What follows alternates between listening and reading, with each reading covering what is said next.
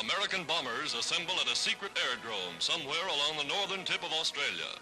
The order of the day, attack. General Royce and General Scanlon in command. One by one, the huge ships take off. Weeks of planning, months of training, now put to the test.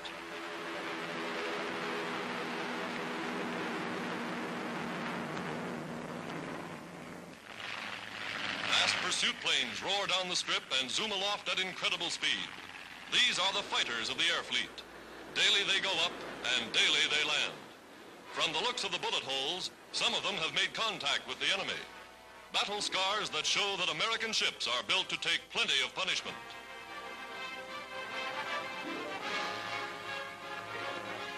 Credited with staving off the invasion of Australia, these young pilots know their business.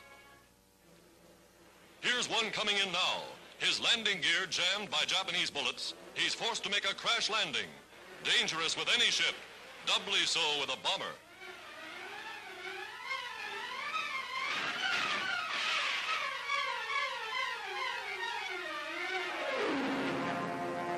And he does a perfect job.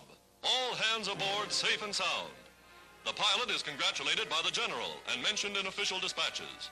Only a few repairs are necessary, and the ship will soon be ready to fly again. A thrilling example of how American airmen are rapidly winning the mastery of the skies.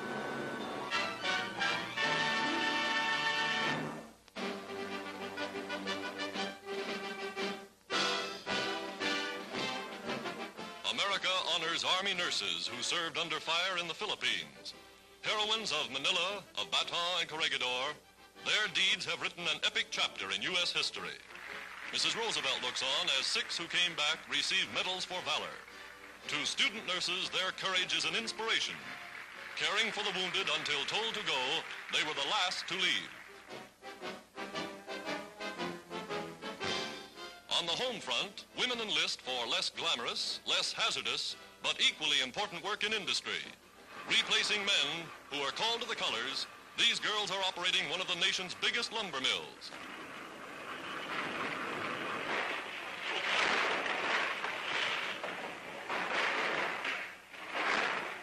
Today, women in overalls, women in war jobs, are to be found throughout the length and breadth of America.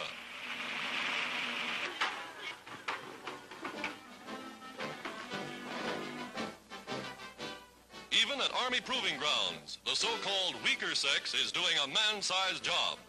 Testing tanks is just daily routine for this all-girl crew.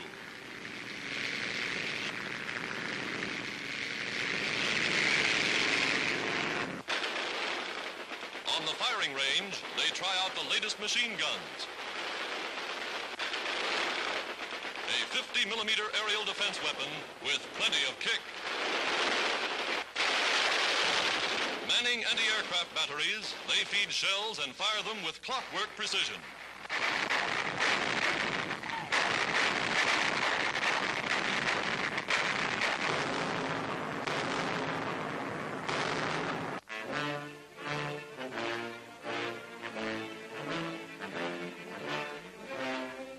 Arsenals of the steel makers, the heart of industrial America, providing the United Nations with the tools of war. Here in the giant furnaces of Chicago, of Detroit, Cleveland, Buffalo, Pittsburgh, America is producing more steel than the rest of the world combined. Now geared solely for the production of steel for war, the mills are rolling 24 hours a day, 7 days every week.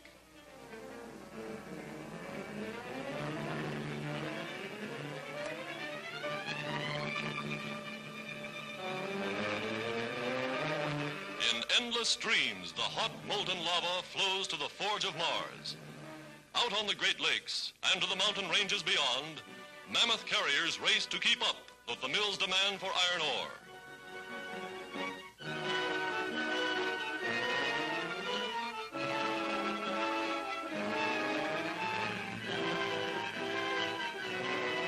Here, in the largest open-pit iron mine in the world, the battle of transportation begins. Digging a man-made canyon a mile wide and 2.5 miles long with electric shovels weighing 750,000 pounds.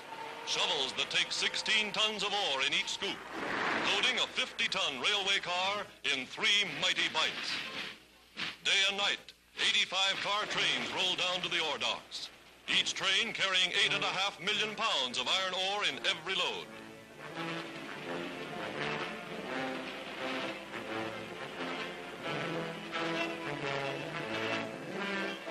Below the massive trestle, ore bins yawning wide, the lake freighters await their cargoes. The big chutes open and down it pours. Record loading time, 13,000 tons in 16 minutes. Enough ore in a single cargo to build 6 modern destroyers.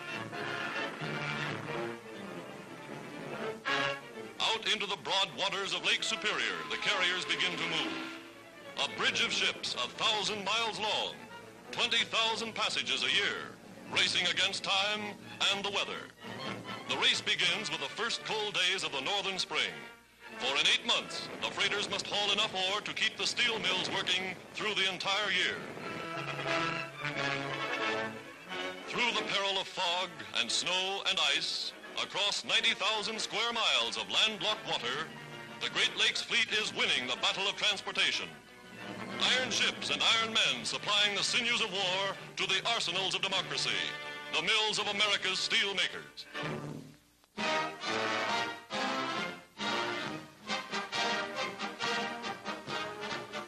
Tennis fans the world over hail Donald Budge and Bobby Riggs as 2 of the greatest exponents of the game. At Long Island's famous Forest Hills, the Wimbledon of America, they meet for the National Professional Championship. Budge serving, 26 years old, Don holds more titles than any man in tennis, and he's winning again. Europe remembers the Yankee redhead for his brilliant performances with the Davis Cup team.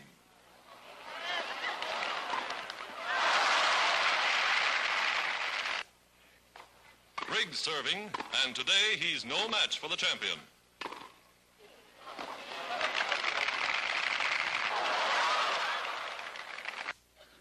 Budge now serving in the far court, and this time Riggs wins a point.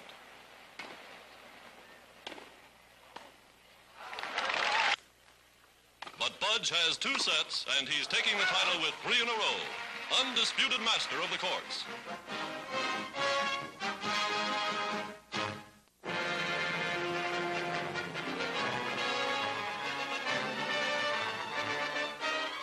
$70 tons of airplane.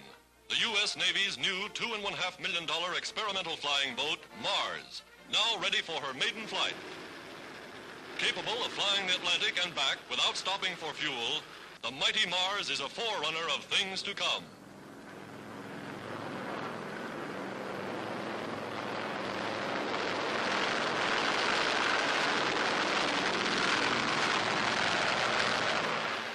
The contrast between a Navy patrol bomber and the giant amphibian is striking. 4 monster motors, each with more power than a locomotive. Armed to the teeth, planes like the Mars can speed men and weapons to the battlefronts of the world in a matter of hours.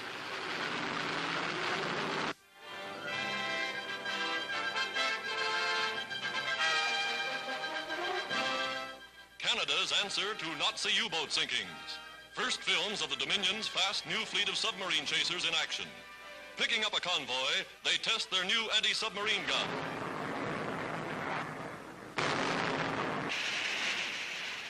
Built for terrific speeds, they cut the water like a knife. Equipped with powerful depth charges carrying higher explosive power, they can blow up or cripple a lurking U-boat in more than twice the area possible a few months ago. Here's a sample.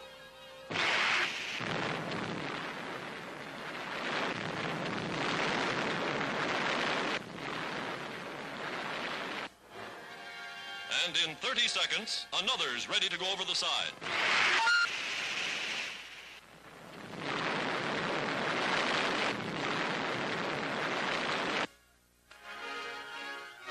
That, says the skipper, is that.